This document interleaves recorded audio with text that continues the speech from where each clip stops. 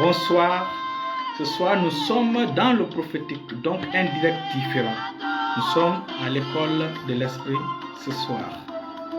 Alléluia. Si vous voyez sur la photo, sur ma couverture, nous avons ce qu'on appelle l'école de la foi. Nous avons la montagne de transfiguration. Nous avons l'école de la foi. Nous avons l'école de l'esprit. Aujourd'hui, nous sommes dans l'école de l'esprit. Beaucoup me connaissent comme pasteur. Aujourd'hui, le côté prophétique est allumé parce que je voulais enseigner aujourd'hui sur les métaphores dans la Bible, mais le Saint-Esprit m'a dit d'enseigner sur le prophétique pour encourager un homme ou une femme afin que la personne se lève sur la plateforme de la prière. Ça, il se lève dans la prière pour jouer le rôle de mur, de couverture spirituelle pour sa famille. Et pour cela, il faut que la personne comprenne les choses spirituelles. Alléluia. C'est bon. Vous savez, nous sommes les enseignants de la foi. Nous sommes les prédicateurs de la foi. Mais il faut savoir que la foi, l'enseignement de la foi est la base. C'est-à-dire que la quatrième dimension, c'est la dimension de Dieu, c'est la base de la vie chrétienne. Mais à part la foi, il y a aussi la cinquième dimension, la sixième dimension, la septième dimension. Lorsque nous nous limitons seulement au niveau de la foi, c'est bon. Mais beaucoup ne comprennent pas la foi. Ils pensent que la foi, c'est de recevoir. Ils oublient qu'il y a le côté de la foi qui rejette. Il y a le côté de la foi qui te pousse à rentrer dans l'intimité avec Dieu. Il y a le côté de la foi qui te pousse à avoir la révérence, le respect pour Dieu. Il y a le côté de la foi qui est appelé le côté sacrificiel de la foi. Aujourd'hui, la plupart de nos amis veulent le recevoir. Ils veulent le recevoir, mais ils ne veulent pas faire des sacrifices. Ils ne veulent pas activer la foi sacrificielle. Ils ne veulent pas activer la foi qui te pousse dans l'intimité, qui te pousse à fuir le monde. Parce que lorsque vous avez la révérence de Dieu, vous allez fuir le monde. Alléluia. Et donc, il faut qu'on établisse les bases du prophétique. Avant de prendre le prophétique, il faut que je donne, puisque j'ai parlé de la foi, qui est la quatrième dimension, il faut qu'on fasse aussi attention par rapport à la grâce, parce que beaucoup ont poussé la grâce très loin. Surtout dans cette époque dans laquelle nous vivons, on appelle ça l'extrême grâce.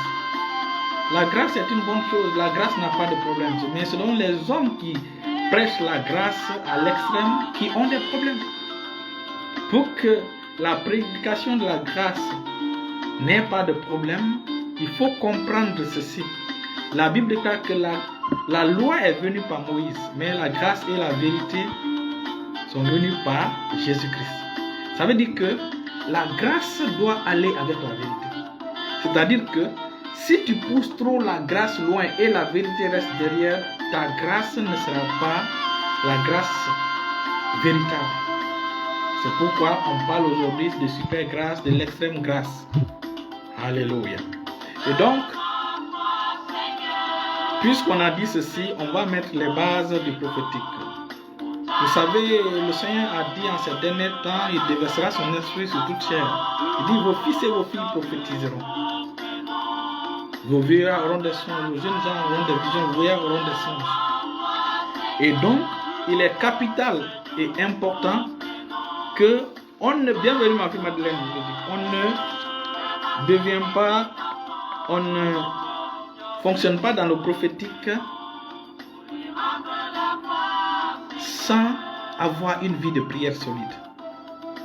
Lorsque le prophétique a commencé à fonctionner dans ma vie, il y a ce conseil que mon papa spirituel m'a donné à ce triomphe. Puisqu'il avait vu déjà la manifestation, bienvenue. C'est ainsi qu'il a prié pour moi, il a imposé la main sur moi et il m'a donné ce conseil. d'avoir une vie de prière solide. Et aujourd'hui, l'Éternel t'appelle à prendre la place de mur au-dessus de ta famille pour pouvoir être une couverture spirituelle pour ta famille. Mais pour cela, il faut que tu te lèves dans la prière. Il faut que tu sois un homme de prière, une femme de prière. Je reviens à la foi. Vous savez, la foi, nous avons fait beaucoup de preuves. Nous avons fait beaucoup de preuves avec la foi. Avec la foi, nous avons déplacé beaucoup de choses. Alléluia. Et donc, mes fils le savent, nous avons fait beaucoup de choses avec la foi. Donc, le prophétique, puisque les gens ne sont pas habitués à me voir enseigner dans le prophétique, ils vont penser que l'enseignement de la foi, le prophétique vient pour pouvoir ouvrir davantage tes yeux spirituels afin de voir les choses. Vous savez, avec la foi, nous pouvons déplacer les montagnes. Avec la foi, nous pouvons établir les choses. Mais il y a des choses dont Satan tient dessus. On appelle ça, Satan a des Satan, bienvenue Sébastien, Dieu merci, tu es là aujourd'hui. Satan, vous savez, la Bible appelle Satan l'accusateur de frères. Si vous voyez Satan, vous voyez dans la vie de quelqu'un, on prie, les choses ne bougent pas, c'est qu'il y a une forteresse dans sa vie ou dans la famille que l'Éternel vous permet dans le prophétique d'ouvrir les yeux pour voir. Et quand il vous permet d'ouvrir les yeux pour voir, et ainsi vous n'allez plus battre l'air, vous allez viser l'objectif qu'il faut. Prenons par exemple l'histoire de la famine qui s'est trouvée en Israël en 2 Rois chapitre 21. Vous allez comprendre un peu. 2 Rois chapitre 21.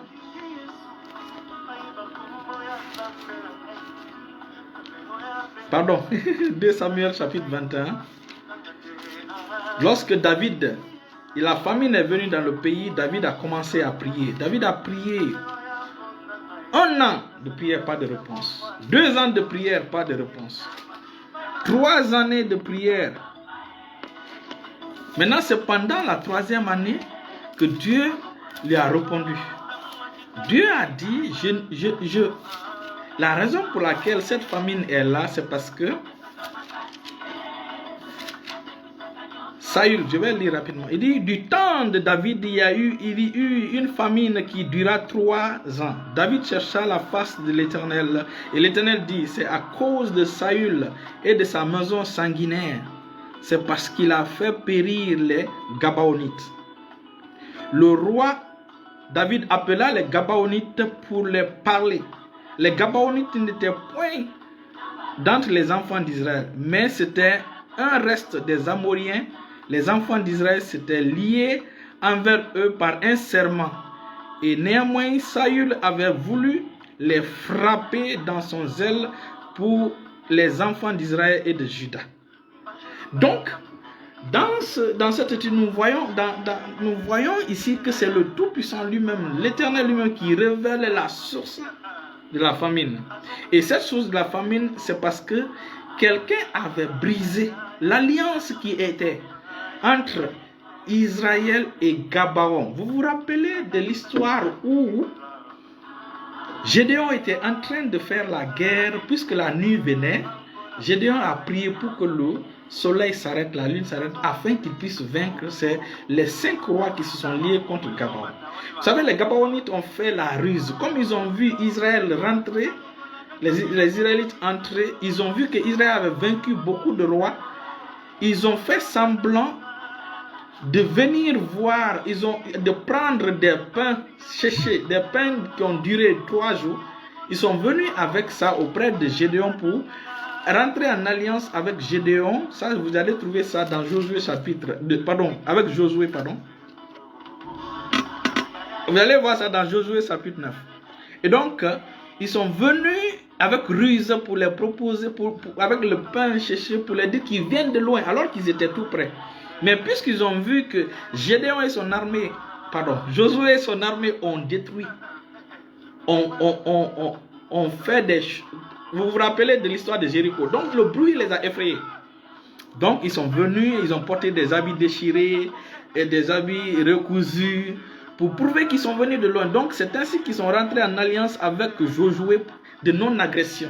C'est-à-dire que leur alliance avec Josué, c'est que lorsque un État les agressait, il fallait qu'Israël les défende. Lorsqu'un État vient contre Israël, eux tous se rallient, ils se mettent du côté d'Israël. Donc, malgré que l'alliance a été scellée dans la ruse, mais l'alliance c'est l'alliance. Alléluia. C'est ainsi que ici nous parlons pour comprendre ce message, il faut comprendre qu'il y a 3 cours au ciel. Il y a la cour exécutive de Dieu, parce que j'ai enseigné sur ce sujet. Il y a la cour législative de Dieu et il y a la cour judiciaire de Dieu. Satan ne peut pas aller dans la cour exécutive de Dieu. Il ne peut pas aller dans la cour législative de Dieu. Mais il peut aller dans la cour exécutive, dans la cour judiciaire de Dieu pour porter des plaintes, pour porter des accusations contre un frère, contre une sœur, contre ceux qui ont brisé l'alliance. C'est ainsi que Saül a fait, ils ont signé cet accord-là quand ils sont sortis, quand Moïse est décédé. Josué a pris la tête du peuple d'Israël. C'est pendant ce temps qu'ils ont fait cette alliance-là. Donc, Satan et 800 ans, on va dire 800 ans, à peu près 1000 ans. Quand 1000 ans vous laisse, à peu près, on va dire 930 ans, quelqu'un a brisé cet accord qu'on appelle Saül. Saül, dans son zèle, est allé faire la guerre contre Gabaon sans tenir compte de l'alliance que ses ancêtres, ses pères ont signée. Josué a signé avec Gabaon. C'est ainsi que Satan a gardé cette défaillance-là contre Israël. Attendre le bon moment. Vous savez, Satan attend s'il a une accusation contre vous, il attend le bon moment. Quand le bon moment arrive, il vient maintenant pour porter cette accusation devant le tribunal, devant le trône, on appelle ça la cour de justice judiciaire de Dieu. Or, devant la cour judiciaire de Dieu, c'est là, il y a 4 sièges, il y a 4 personnes qui siègent devant là. J'ai donné ce cours-là. Donc, j'ai donné cet enseignement-là. Il y a 4 voix là-bas. Alléluia, bienvenue grand frère. Donc, pour que tu aies raison là-bas, si Satan envoie les preuves, il a envoyé les preuves de la défense de cette alliance, toi enfant de Dieu, si tu ne connais pas ton droit en Christ, tu ne peux pas apporter tes arguments devant cette cour judiciaire de Dieu et tu ne peux pas avoir la victoire. Vous vous rappelez, il dit, venez, plaidons ensemble. Il dit, venez, discutons ensemble. Mettez vos arguments. Si elles sont valides, c'est quand vos arguments sont valides que l'Éternel envoie son jugement contre l'ennemi. Parce que le trône de Dieu est fondé sur la justice. C'est comme le péché que Adam a commis. Dieu ne pouvait pas dire comme ça, c'est fini. Il fallait que Dieu permette le processus du salut. Voilà pourquoi lorsque Adam a péché, il y a ce qu'on appelle la voie de la miséricorde, c'est que la miséricorde est au-dessus du jugement. Parce que dans la cour judiciaire de Dieu, il y a 4 voies. Il y a la voie de la justice. La justice dit que il dit l'âme qui pêche, c'est l'âme qui mourra. La justice dit le jour où tu mangeras, tu mourras. Mais la miséricorde a sa voie. La Bible déclare que la miséricorde est plus élevée que la justice. Lorsque les 2 équations restent comme ça, ce sera déséquilibré. La miséricorde aura le dessus sur la justice. Or, ce n'est pas équilibré. C'est la raison pour laquelle la voie de la grâce peut maintenant se lever. C'est la raison pour laquelle Jésus est venu, il a versé son sang pour que la grâce puisse venir. Pour ceux qui n'ont pas encore les enseignements sur les 4, la voie des 4 la voix des 4 sénateurs, on va dire ainsi, devant la cour judiciaire de Dieu au ciel. Allez-y voir, abonnez-vous sur ma page YouTube, allez-y voir les enseignements sur cela. Ma fille Madeleine le dit comprendre ces choses. Donc, Satan avait la responsabilité, avait le droit d'envoyer le fléau sur Israël. Pourquoi? Parce que Saül avait brisé cette alliance entre Gabaon et Israël en tuant les Gabaonites. Mais les conséquences sont venues au temps maintenant de David. C'est ainsi que David a prié, Dieu n'a pas intervenu. Si vous voyez dans votre famille, vous priez, Dieu n'intervient pas, c'est que la situation a une source légale. La source de votre problème est légale. C'est dans ce temps, c'est à ce niveau-là maintenant le prophétique entre en jeu. Alléluia. C'est à ce niveau le prophétique entre en jeu parce qu'il y a des alliances que tes ancêtres sont rentrés. Tu n'es pas au courant. Et puisque tu n'es pas au courant, ta prière ne sera pas... Le sang de Jésus t'a purifié, t'a sanctifié. Mais lorsque tu commences à prier et que tu ne vois pas le résultat, lorsque tu es un homme de prière, c'est là maintenant l'Éternel va te transporter dans le domaine spirituel pour te montrer voici. Nous qui connaissons la parole de Dieu, nous qui connaissons, que marchons par la foi, nous savons que nous avons déjà la victoire. Parce qu'aucun document de Satan contre notre vie ne marche. Mais il y a des chrétiens qui ne connaissent pas ces choses. Lorsque nous commençons à prier pour ces gens-là, l'Éternel t'ouvre les yeux, soit en vision, et l'Éternel te transporte pour aller. Il te fait voir ce qui s'est passé, ce qui est caché dans la vie de ce monsieur ou de cette sœur. Et ainsi maintenant ta prière sera plus efficace. Voilà comment le prophétique entre en jeu. Je vais vous donner un exemple. Le prophétique aussi entre en jeu. Bienvenue à tout le monde. Le prophétique aussi entre en jeu. Lorsque quelque chose de malheur doit arriver, Dieu te montre ça et tu te lèves en intercession pour la personne là. Puisque le Seigneur me suit dans le prophétique depuis plus de 8 ans, disons plus de 7 ans, je vais vous envoyer quelques preuves de ce que nous enseignons. Un jour, le Seigneur a ouvert mes yeux sur toute l'église. Et j'ai vu pratiquement tous les membres de l'église. Et le Seigneur m'a montré la condition de tout le monde. Vous voyez? Et ainsi, je suis venu voir le pasteur, je l'ai expliqué. Quand j'ai expliqué au pasteur, le pasteur m'a dit de prier. Et j'ai commencé à prier. Il y a certaines parties que je ne comprenais pas. C'est le jour où presque tous les gens concernés par la vision étaient là dans la réunion que le Saint-Esprit a ouvert l'explication de ces visions. C'est ainsi qu'on a vu la situation de plusieurs frères. Mais ce qui est intéressant, c'est que j'ai vu une dame, je ne vais pas dire son nom ici. La dame, on a fini la réunion dans la vision, elle sortait. Une dame dans l'église qu'on appréciait beaucoup, qu'on félicitait beaucoup. Mais quand dans la vision, je l'ai vue, elle est sortie, elle a pris son chemin seule. Elle partait. Et pendant qu'elle partait, ses habits, elle enlevait ses habits. Et j'ai apporté cette vision-là à mon papa spirituel. 2 mois après, 3 mois après, la pagaille a commencé dans la vie de cette sœur. Et effectivement, la sœur a quitté. Mais si cette vision-là avait... Parce que j'ai pris le temps, j'ai causé avec la sœur. J'ai persuadé la sœur, mais la sœur n'a pas voulu. Finalement, la sœur a quitté. Et lorsque la sœur a quitté, elle s'est éloignée de l'église. Vous voyez, la vision s'est accomplie comme ça s'est fait. Un jour, j'étais à la clinique, puisque je parlais des choses spirituelles avec quelqu'un. Il y a un ami qui est rentré, un musulman.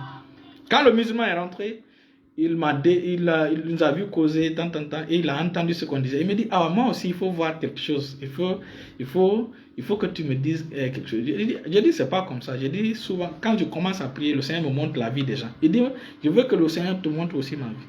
J'ai dit, ça ne fonctionne pas comme ça. Mais puisqu'elle a insisté, j'ai dit, ok. C'est ainsi que la même nuit, quand je me suis couché, le Seigneur m'a montré le monsieur. Le Seigneur m'a montré deux choses. Le monsieur trompait sa femme. Et deuxièmement, le monsieur a eu un cancer. Donc 2 jours après, c'était un jeudi, un mercredi, jeudi. Samedi, il est venu à la clinique. Je lui ai dit, voici ce que, puisque tu as dit. Voici ce que le Seigneur m'a montré. Je dis, voilà, tu fumes, non? Je dis, il faut arrêter la cigarette. Si tu n'arrêtes pas, tu auras un cancer. Ça a été un choc pour lui. Mais ce qui était plus choquant, je dis, j'ai vu une femme, tu es en train de tromper ta femme. Il s'est mis à rire. Vous voyez? Et donc, après ça, maintenant, je lui ai donné des conseils. Voilà comment le prophétique marche. En ces derniers temps, j'avais commencé à prier pour une dame. J'avais commencé à prier pour la dame. Et le Seigneur m'a... On va lire pour que vous puissiez comprendre, parce qu'il est important de comprendre le prophétique. Pour comprendre le prophétique, nous allons partir dans le livre d'Ézéchiel. Ézéchiel chapitre 37. La base du prophétique, le prophétique doit être basé, le fondement du prophétique, c'est sur la parole de Dieu. C'est pourquoi, c'est l'erreur que nous avons dans la vie de beaucoup de prophètes. Dès qu'ils voient quelque chose, ils commencent déjà à dire, il y a tel lien, il faut qu'on te délivre. Alors que notre délivrance est déjà scellée. Il suffit seulement que la personne soit informée et que la personne se tienne debout pour dire, voici, Satan, écoute-moi, il est écrit que Christ sur la croix a effacé tous les documents contre moi. Quand la personne ouvre sa bouche, dit, c'est ainsi que la puissance de Dieu est relâchée en faveur de cette personne. Donc, quand tu ne lèves pas ta voix, tu ne parles pas devant la cour judiciaire de Dieu, la puissance de Dieu ne sera pas relâchée.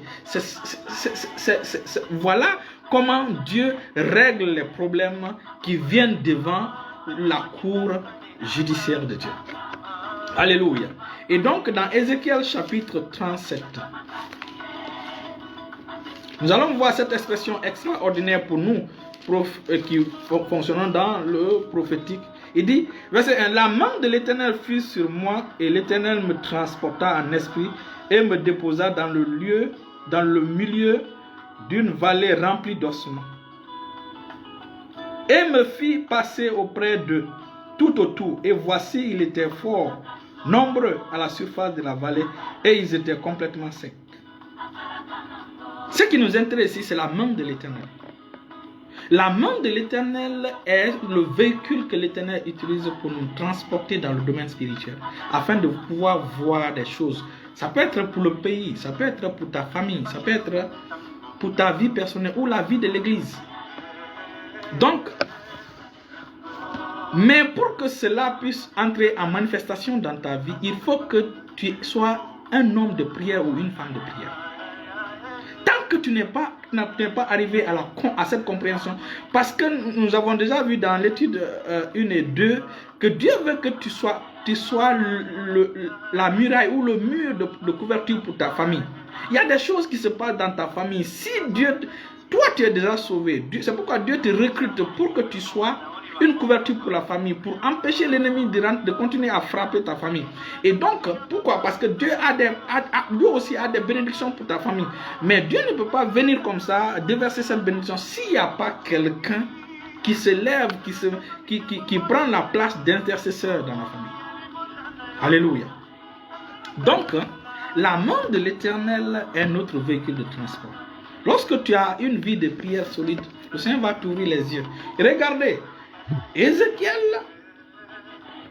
on l'a transporté dans le spirituel, mais on l'a déposé dans un lieu physique. Un lieu physique et non un lieu spirituel, un lieu physique. Je vais vous montrer un autre verset. Vous allez comprendre qu'il y a des lieux dans le domaine spirituel, il y a des lieux dans le domaine physique. Alléluia. Quand nous lisons Ephésiens chapitre 1, le verset 3, la Bible déclare, béni soit le Père, béni soit Dieu le Père de notre Seigneur Jésus-Christ, qui nous a bénis de toutes sortes de bénédictions spirituelles dans les lieux célestes en Christ. Donc, ce qui m'intéresse, c'est les lieux célestes. Donc, dans le domaine spirituel, il y a des lieux. Dans ta famille, Il peut arriver que dans ta famille, il y a la sorcellerie. Dans ta famille, il y a des choses que Satan lui-même, ce n'est pas la faute des membres de la famille, mais Satan lui-même est en train de faire, d'opérer dans la famille. Et donc, Dieu te recrute en Ézéchiel chapitre 22, le verset 30. Dieu dit, je cherche parmi eux un homme. Donc, Dieu cherche un homme ou une femme parmi votre famille. Et toi, tu es la personne bien placée parce que tu es déjà enfant de Dieu, pour pouvoir jouer le rôle d'intercession dans cette famille. Il y a des choses qui se passent. Quand Dieu n'ouvre pas tes yeux, tu ne peux pas voir ces choses. Et tu ne peux pas, bienvenue Seigneur, et tu ne peux pas comprendre les activités qui se passent. Beaucoup de chrétiens n'ont pas l'œil spirituel. Pourquoi? Parce qu'ils ne prient pas. Lorsque nous lisons dans Genèse chapitre 28, nous comprenons que Jacob, dans sa fuite, est arrivé dans un lieu où il se reposa. Il a pris une pierre pour se coucher dessus. Il dit, Jacob est parti de Beersheba et s'en alla à Charam. Il arriva dans un lieu où il passa la nuit, car le soleil était couché, et il prit une pierre dont il fit son chevet, et il se coucha dans ce lieu-là. Physiquement, dans ce lieu, il n'y avait rien. Il n'y avait que des pierres. Mais il faut que la main de l'Éternel te prenne pour te voir, pour te permettre de voir l'autre vision, c'est-à-dire la vision spirituelle de ce lieu. C'est ainsi que le lieu où il était, il ne voyait que des pierres, mais ce lieu dans le domaine spirituel était un lieu où il y avait l'activité angélique très très élevée. Mais dans l'œil physique, tu ne pouvais pas voir. Tu ne peux pas voir. Mais dans le spirituel, tu peux voir. Mais toi maintenant qui es un enfant de Dieu, il y a des choses qui se passent dans ta famille. Il y a même des chrétiens qui ne prient pas. Prient même pas pour leur famille biologique. À plus forte raison, la grande famille. Alors que dans la famille, il y a des activités anormales qui se passent. Dieu veut t'ouvrir les yeux afin que ta prière soit bien ciblée. Mais tu ne pries pas. Voilà ce qui donne la liberté à l'ennemi d'infliger des dommages dans la famille. Et toi, tu es là, tu te dis chrétien. Tant que tu n'as pas compris que tu es un intercesseur, ton importance pour le royaume de Dieu ne sera pas évidente. Ici, il eut un songe, et voici une échelle était appuyée sur la terre, et son sommet touchait au ciel. Et voici les anges de Dieu montaient et descendaient par cette échelle. Et voici l'Éternel se tenait au-dessus de cette échelle. Et il dit, je suis l'Éternel, le Dieu d'Abraham, ton père, et le Dieu d'Isaac. La terre sur laquelle tu es couché, je la donnerai à toi et à ta postérité. Tant que, alléluia, tant que l'œil spirituel n'était pas ouvert, il ne pouvait pas voir. Alors qu'il y avait des activités démoniaques, il y avait des activités spirituelles extraordinaires, des activités spirituelles divines qui se produisaient. C'était un lieu de rencontre. C'était un lieu où Dieu bénit. Voilà ce qui arrive à la plupart des gens. Ils ratent leur saison. Parce qu'ils ne veulent pas se lever dans la prière. Ils ne veulent pas avoir une vie de prière solide pour que Dieu puisse guérir leur famille, pour que Dieu puisse les guérir. Il y a des gens qui sont dans ta famille qui sont dans la sorcellerie. Ou qui sont dans les liens qui ne sont pas bien. Moi, je parle des gens dans ta famille qui ne sont pas nés de nouveau. Je parle de la grande famille. Qui ont des choses contre toi. Mais toi, tu ne dors pas, tu ne pries pas. Alors que eux, ils prennent le temps de faire leurs activités. Ils se lèvent la nuit pour faire leurs activités. Mais toi, tu dors tranquillement. Que tu es dans cette position-là, mon frère, ma soeur, tu ne vas pas avancer. Voilà pourquoi l'Éternel veut que tu te lèves dans la prière pour qu'il puisse t'ouvrir les yeux afin non seulement d'apporter la délivrance pour ta famille, mais aussi de permettre à ce que la bénédiction de Dieu puisse couler dans sa famille. Voilà comment le prophétique entre en jeu. Je priais pour une sœur. Dès que j'ai commencé à prier, j'ai prié longtemps. Finalement, le Seigneur m'a ouvert les yeux sur cette sœur. Et le Seigneur m'a montré la situation spirituelle dans laquelle il était, le milieu où il était. Et dans ce milieu-là, j'ai cherché à faire des choses. Je ne vais pas dire tout parce que ce sont des choses privées. Et ainsi, j'ai maintenant appelé. Et on a prié ensemble. Voilà comment Dieu apporte la délivrance. Voilà comment Dieu dévoile les plans de l'ennemi contre une famille. Dieu dévoile les projets de Satan contre. Nous allons partir. Aujourd'hui là, il me faut vraiment. Alléluia. Alléluia, alléluia. Aujourd'hui, nous allons partir dans Matthieu chapitre 13 pour que vous puissiez comprendre les choses que nous sommes en train de dire. Parce qu'il est important que nous, enfants de Dieu, nous puissions bénéficier pleinement de la grâce de Dieu. Parce que la grâce va avec la vérité. Il y a des vérités spirituelles que les enfants de Dieu ont besoin de comprendre.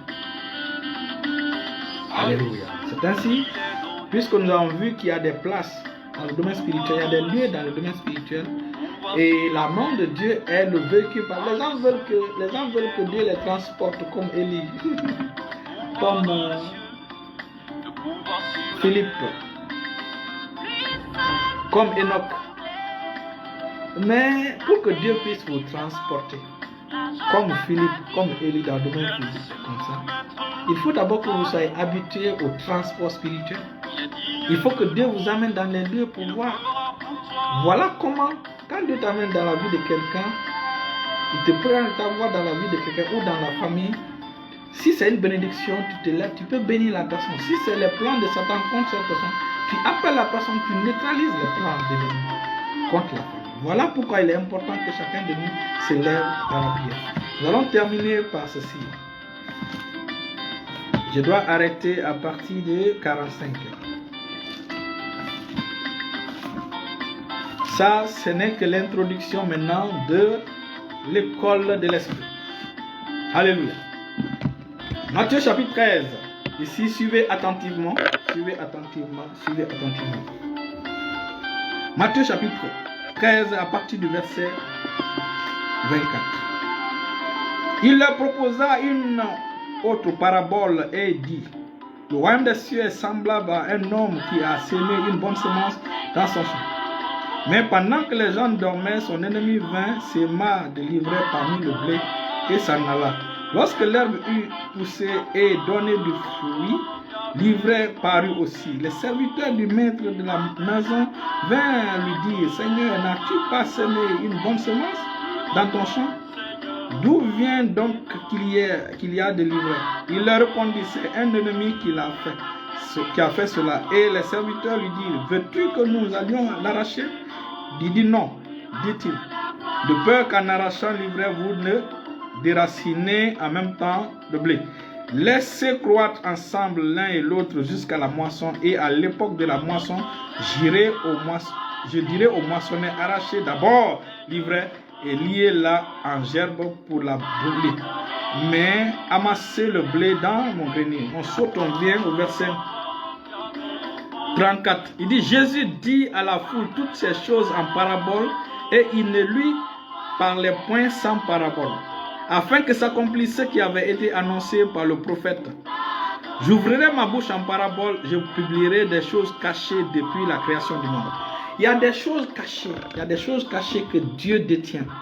Tant que tu ne te lèves pas dans la prière, Dieu ne peut pas te dévoiler ces choses. Il y a des choses cachées. Et Dieu sait pourquoi. En fait, Dieu l'a caché. Pourquoi? Parce que, vous savez, dans le domaine spirituel, les choses sont cachées. Même Dieu est un mystère. Dieu ne se révèle, je discutais tout à l'heure avec ma fille Madeleine, Dieu ne se révèle qu'à ceux qui le cherchent. Et la meilleure place de chercher Dieu, c'est dans la prière. Satan, Dieu cache ces choses parce que Lucifer, qui est finalement devenu Satan, recherche ces choses-là pour pouvoir déjouer le plan de Dieu. Donc Dieu cache ces choses-là pour permettre et révéler à ses enfants, pour permettre à ses enfants d'être en avance sur l'ennemi. Personne ne savait. Personne ne savait. L'un des mystères, c'est que personne ne savait que Dieu avait tracé une route sous le Nil. Dieu avait tracé une route sous le Nil. C'est quand Moïse voulait sortir avec le peuple d'Israël. Et ça, Dieu a caché cette route-là. Ce secret-là a été caché avant la fondation du monde. Donc Dieu a caché la route sous le Nil. Quand Dieu a fait la terre, il a caché une route sous le Nil pour que lorsque le peuple d'Israël passerait, que cette autoroute-là soit disponible. Mais Satan ne connaissait pas ces choses. Donc il y a des choses qui te donnent l'avantage, que Dieu doit cacher afin que ça te donne l'avantage. Et pour que tu puisses entrer en contact avec ces choses, il faut que tu sois spirituel. Il faut que tu sois le prophète de ta famille. Il faut que tu sois le prophète de ta nation. Il faut que tu sois le prophète de ta région. Mais comment peux-tu être un veilleur ou une garde ou une sentinelle si tu ne pries pas? Parce que ces choses cachées-là ne sont pas révélées à la surface. Ce sont des choses cachées, sont des choses dans les profondeurs. Et pour pouvoir accéder à ces choses, il faut que tu t'envoles comme le jeune aigle. Il faut que tu prennes le vol comme l'aigle. Il faut que tu aies des ailes. Et c'est la prière qui te permet de voyager dans le domaine spirituel. Verset 36, il dit, alors il renvoya la foule. Et maintenant verset 30, il dit, il répondit, celui qui... Alors il renvoya la foule et entra dans la maison. Ses disciples s'approchèrent de lui et dirent, explique-nous la parabole de l'ivraie du champ.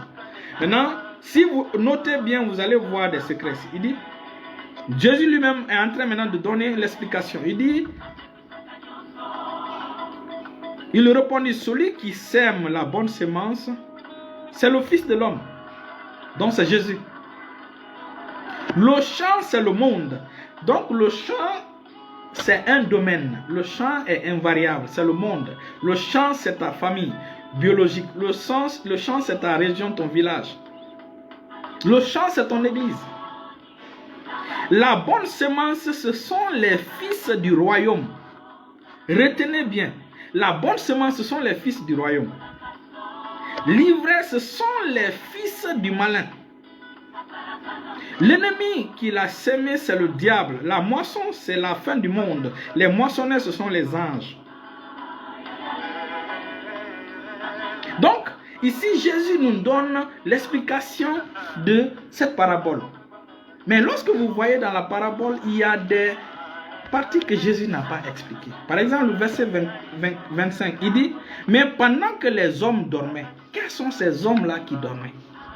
Je prie afin que tu ne sommeilles pas sur ta famille au nom de Jésus. Je prie afin que tu ne dormes pas sur ta famille au nom de Jésus. Il dit, mais pendant que les gens dormaient, quels sont ces gens qui dormaient? Son ennemi vint, s'aima de l'ivraie. Aujourd'hui, nous allons parler un peu des gens qui dormaient, les hommes qui dormaient. Les hommes qui dormaient sont appelés les gardes. Rappelez-vous que les gardes là aussi sont des serviteurs de Dieu, sont des gens qui sont recrutés par Dieu. Alors que la bonne semence aussi, ce sont des enfants du royaume. Donc, il est important que nous puissions expliquer ce passage-là de façon claire pour que les chrétiens commencent à se lever dans la prière. Pour que les chrétiens commencent à être sérieux, à être productifs pour le royaume de Dieu. Pour que les chrétiens puissent être sérieux pour le royaume de Dieu. Nous avons trop dormi. Nous avons longtemps dormi. Nous, on s'est intéressé à Barça, à Real, à C, à Messi, à Chavez, c'est pas moi, à Marez, à ceci, à cela. Il est temps que les gens maintenant s'intéressent à ce qui est spirituel. On sait longtemps, nos soeurs sont longtemps à Marimar, à la femme d'à côté, la voisine, ou les séries comme ça. Ils ont oublié la prière. Et ce qui est intéressant, c'est que pendant que ces hommes-là ne dormaient pas, l'ennemi n'a pas osé venir. Ça veut dire qu'il y a des gens que Dieu a établis sur des territoires. Tu es peut-être parmi les gens que Dieu a établis. Tant que tu es là, l'ennemi ne peut pas oser s'approcher de la famille. L'ennemi a peur. L'ennemi garde ses distances de ta famille parce que les gens là ne dorment pas. On va revenir. Son ennemi vint s'aimer l'ivraie parmi le blé et s'en alla. Verset 26. Lorsque l'herbe eut poussé et donné du fruit, l'ivraie parut aussi. Les serviteurs du maître de la maison vinrent lui dire, Seigneur, n'as-tu pas semé une bonne semence dans ton champ? D'où vient donc qu'il y a de l'ivraie? Ce qui est intéressant, nous voyons aussi les serviteurs du maître. Ici, Jésus n'explique pas qui sont les serviteurs du maître. Jésus n'explique pas. Donc nous allons aussi décoder ce que signifient les serviteurs du maître. Mais ce qu'il faut comprendre, c'est que le blé, la bonne semence, ce sont les enfants du royaume. Pendant la journée, la bonne semence était plantée. Vous savez, la distanciation sociale n'a pas commencé aujourd'hui. Dans l'agriculture, dans l'agroalimentaire, dans l'agriculture, lorsque vous plantez, il y a des espaces que vous laissez entre les deux plantes. Vous mettez des espaces. Donc, c'est méthodique. C'est de façon spéciale. C'est de façon méthodique. C'est de façon... Donc, vous voyez, ceux qui ont fait l'agriculture comprennent ce que je suis en train de dire. Alléluia. Mais le problème, c'est que pendant que l'ennemi dormait, pendant que les hommes dormaient, l'ennemi est venu. L'ennemi a pris tout son temps. L'ennemi a planté exactement sur chaque plant, à côté de chaque blé. L'ennemi aussi a mis l'ivraie. Donc l'ivraie ici vient pour lutter avec l'enfant de Dieu pour avoir les mêmes ressources. Parce que l'ivraie va se nourrir des nutriments qui sont dans le sol, alors que le blé aussi cherche les nutriments qui sont dans le sol. Voilà comment l'ennemi fait des choses dans la famille des gens. Donc, si toi, enfant de Dieu, peut-être ça peut être dans ton lieu de travail, si tu dors, l'ennemi va venir planter des gens qui vont faire la concurrence de choses avec toi. Ou dans le domaine d'activité, si tu dors, l'ennemi viendra planter des choses. Et ces serviteurs-là vont lutter avec toi pour la même ressource. Alors que si les hommes ne dormaient pas, le blé allait se nourrir, n'allait pas compétir des ressources sous le sol. Et les ressources allaient être seulement pour le blé. Les ressources allaient être seulement pour la famille. Mais parce que tu as dormi, l'ennemi est venu planter quelque chose qui va se lever en concurrence avec toi. Et qui va même finir par te détruire. C'est comme ça que les fibromes viennent. Le fibrome est plus puissant que l'enfant qui est dans le sein. Alors que le sein est conçu pour l'enfant. Le sein est conçu pour l'enfant. Mais le fibrome qui vient peut tuer cet enfant. La situation de beaucoup de personnes, c'est comme ça aujourd'hui. C'est pourquoi nous appelons les frères et sœurs à se lever dans la prière. Un enfant de Dieu est important lorsque il comprend qu'il est un intercesseur. Alléluia. Qui sont les serviteurs? Jésus n'a pas donné l'explication au sujet des serviteurs. Les serviteurs sont des gens qui sont là, qui sont fidèles. Ils sont des veilleurs. Les gens qui dormaient sont des gardes. Les serviteurs du maître sont des veilleurs. Ils sont là. Eux, leur rôle, c'est d'observer. Quand il y a un changement, ils viennent. Alléluia. Et la famille, shalom, shalom. Bienvenue. Donc, lorsqu'il y a un changement, ils viennent reporter le changement au maître.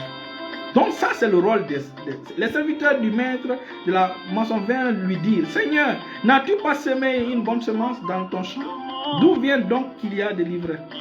Il leur répondit, c'est un ennemi qui a fait cela. Et les serviteurs lui disent, veux-tu que nous allions l'arracher? Donc, les serviteurs du maître sont des gens qui ont accès à la sagesse de Dieu. Sont des gens qui ont accès au secret de Dieu. Sont des gens qui ont accès. Vous savez, la Bible déclare que la famille d'Isaac avait ce don-là. Ils avaient l'intelligence de comprendre les temps et les saisons. Donc, les serviteurs là sont des gens qui sont équipés de la sagesse de Dieu. Donc, si les serviteurs n'étaient pas, leur rôle n'est pas d'empêcher l'ennemi. Et regardez, pendant que les gardes dormaient, l'ennemi est venu, il a pris tout son temps. Il a semé même de façon, lui aussi de façon méticuleuse. Et ensuite, il a pris son temps, il s'est bien lavé, il s'est bien reposé. Après, il s'est levé, il est parti sans même qu'on le réprimande, sans qu'on le discipline. Voilà comment Satan ou les sorciers agissent dans certaines familles. Dans les familles où vraiment les enfants de Dieu ne connaissent pas leur identité, les enfants de Dieu ne sont pas levés. Satan doit être discipliné. La Bible déclare dans 1 Samuel chapitre 7, le verset 13, il dit pendant que Samuel vivait, il dit la main de l'Éternel fut contre les Philistins pendant toute la vie de Samuel. Ce sont les gardes sont des personnes que Dieu équipe, que Dieu donne des dispositifs, que Dieu donne. Les gardes savent, ils se connaissent. Tu peux être garde pour un pasteur, garde pour une église, garde pour une famille. Mais si tu ne pries pas, comment tu vas savoir que tu es serviteur? Comment tu vas savoir que tu es garde? Tu vas t'endormir. Voilà pourquoi le temps est venu pour que les gens commencent à prier. Le temps est venu pour que les enfants de Dieu commencent à intercéder. Dans Actes chapitre 20, l'apôtre Paul jouait ce rôle de veilleur. Actes chapitre 20 à partir du verset 27. Il dit prenez garde.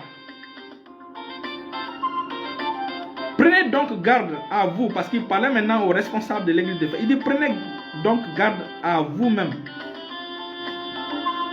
et à tout le troupeau sur lequel le Saint-Esprit vous a établi, évêque ou gardien ou sentinelle, pour paître l'église du Seigneur qu'il s'est acquise par son propre sang. Je sais qu'il s'introduira parmi vous après mon départ des loups crieurs qui n'épargneront pas le troupeau, et qu'il s'élèvera du milieu de vous des hommes qui enseignent des choses pernicieuses pour entraîner les disciples après eux. Vous voyez, donc l'apôtre Paul jouait ce rôle-là de garde.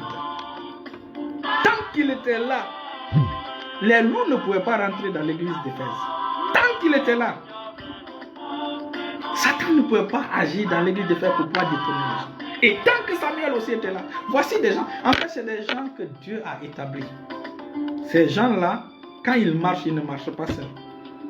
C'est la raison pour laquelle leur simple présence, ils n'ont pas besoin de lutter contre Satan. Leur simple présence met Satan à distance. Fait peur à Satan et met Satan à distance. Leur présence dans la maison, leur présence dans la ville convertit les Philistins, permet que les Philistins deviennent très gentils. Tant que Samuel était là, les Philistins étaient très gentils. Mais les enfants de Dieu, combien d'enfants de Dieu vont comprendre que leur présence dans la maison est une bonne chose pour la famille? On revient à Matthieu, on n'a pas assez de temps. Je dois finir à 23 parce que mon heure de prière va commencer. À 53, parce que mon heure de prière doit commencer bientôt. Il leur répondit, c'est un ennemi qui a fait cela. Et les serviteurs lui dirent, veux-tu que nous allions? Il dit non, dit-il, de peur qu'on arrache l'ivraie pour ne pas déraciner en même temps les blés. Donc tu vois, l'ennemi, donc quand l'ivraie est là, il va lutter avec les enfants du royaume. Alors que les hommes qui dormaient aussi sont des serviteurs du maître. Les serviteurs aussi, les veilleurs là aussi sont là au service de Dieu. Donc il y a trois types de services ici. Maintenant Jésus dit, laissez croître ensemble l'un et l'autre jusqu'à la moisson. Et à l'époque de la moisson, je dirais aux moissonneurs, arrachez d'abord l'ivraie. Donc ici, les serviteurs, premièrement, ils connaissent les temps et les saisons. Donc, ils ont l'information qu'il y a l'heure de la moisson qui vient. Les serviteurs de Dieu connaissent les temps et les saisons. Ils connaissent le temps de la moisson. Les serviteurs, là. Leur rôle, non seulement ils connaissent le temps de la moisson, ils connaissent le temps et les saisons, mais les serviteurs ont accès aux secrets du royaume. Ensuite, les serviteurs observent le champ. Ils rapportent les changements qui sont arrivés dans le champ au maître. Toi aujourd'hui, tant que tu n'es pas arrivé à ce niveau-là pour voir ce qui se passe dans le champ de ta famille, tu ne pourras pas rapporter à l'Éternel. Et c'est là intervient maintenant l'intercession. Tu ne pourras pas rapporter pourquoi l'origine du fléau qui frappe la famille. Tu ne pourras pas prier effectivement, mais quand tu es un serviteur, l'Éternel ouvrira les yeux et tu verras le changement dans ta famille, les changements négatifs dans ta famille. Et ainsi, le Seigneur te donnera la sagesse qu'il faut. Qu'est-ce qui a fait qu'il y a ce changement dans la famille? Et tu sauras le temps de leur délivrance. Voilà comment les veilleurs fonctionnent.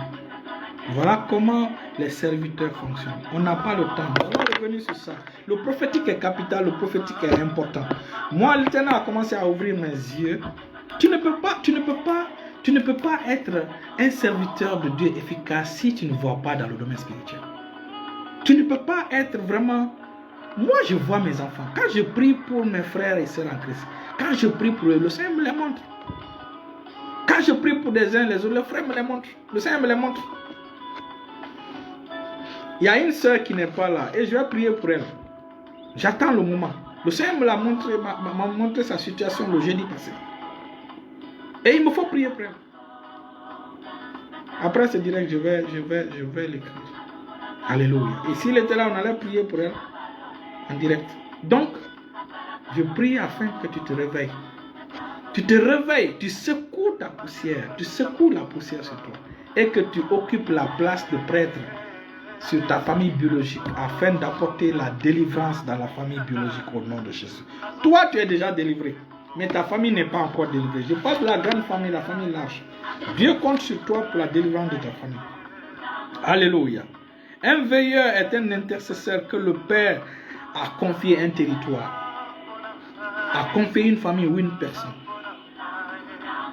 La fonction d'intercesseur est un devoir de tous les chrétiens, En plus de ce devoir, maintenant, Dieu peut te confier une famille, un pasteur, etc., etc.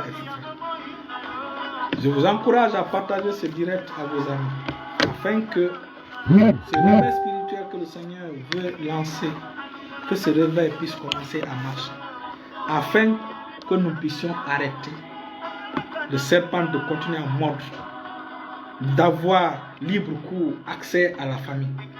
Ou que les agents, parce qu'on n'a pas parlé de livrets. Livrets, ce sont les agents du diable. Il y a des gens dans ta famille qui se lèvent la nuit pour lancer des incantations contre toi, mais toi, tu ronfles pendant ce temps. Voilà pourquoi il faut te lever. Il y a un homme de Dieu, il y a une dame. Elle a accepté une servante dans sa maison. Elle a eu le boulot, elle n'avait plus le temps de prier. Elle a accepté. La servante est venue dans la famille. Dès que la servante est rentrée dans la famille, ses enfants ont commencé à tomber malades. Quand elle tombe malade, elle finit l'autre tombe malade, Finalement, il est arrivé que entre 2 semaines, la même maladie qui a frappé le frère, la même maladie exactement frappé le jeune frère. C'est ainsi que la femme a tellement dépensé à la pharmacie, elle était maintenant fatiguée. Elle a pris l'enfant, elle l'a mis sur ses lits. Cabralego sobra, lantuta casabralene de hata, rakaparia la tata, renon grus kamandala hete, regabarabo shomandala bradiraboso, riveremon garabo sontrohata. Il a fait ça de 23h jusqu'à 6h. À partir de 6h, la bonne a plié ses bagages, elle est partie. Elle a quitté la maison. Vous ne priez pas. Vous ne priez pas en langue. Vous dites la prière en langue, c'est pour tel. La prière en langue est passée. La prière en langue, c'est la puissance. La puissance se trouve là-dedans. La prière en langue génère cette puissance. Donc, ça c'est la première partie. On va dire la troisième partie, mais la première partie du prophétique. Nous allons revenir la semaine prochaine pour parler du prophétique, afin que les gens puissent comprendre comment le monde spirituel fonctionne et qu'ils soient équipés. Restez bénis au nom de Jésus.